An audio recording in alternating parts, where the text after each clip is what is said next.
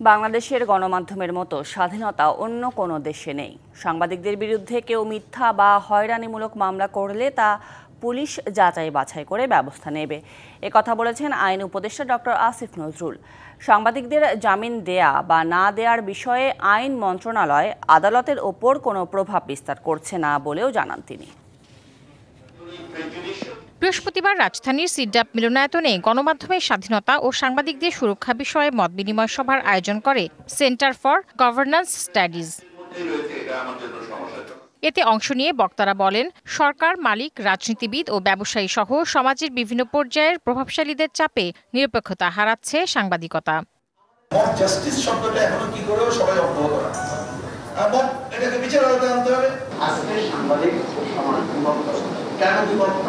এটার জন্য সরকারকে দায়ী করতে হবে।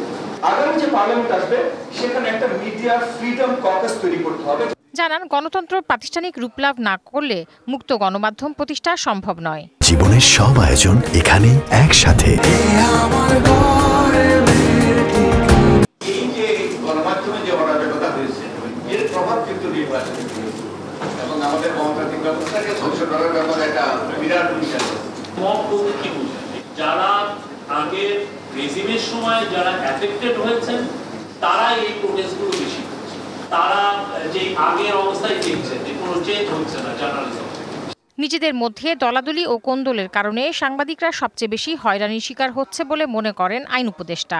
আমরা আইন মন্ত্রণালয়ের পক্ষ থেকে সাংবাদিকদের জামিন দেওয়ার ব্যাপারে বা না দেওয়ার ব্যাপারে কোনো রকম হস্তক্ষেপ করি না। পুলিশ রিলেটেড কোনো কিছুর ব্যাপারে আমার কোনো কিছু করার নাই। পুলিশ যখন মামলা নিবে, পুলিশের দায়িত্ব আছে সেটা স্ক্রুটিনি করা। হয়রানিমূলক মামলা থেকে সাংবাদিকদের অব্যাহতি দেওয়ারও দাবি জানান বক্তারা। মামলার ব্যাপারে আমাদের কিছু করার নাই। Tahsina Jessy, DBC news, Dhaka.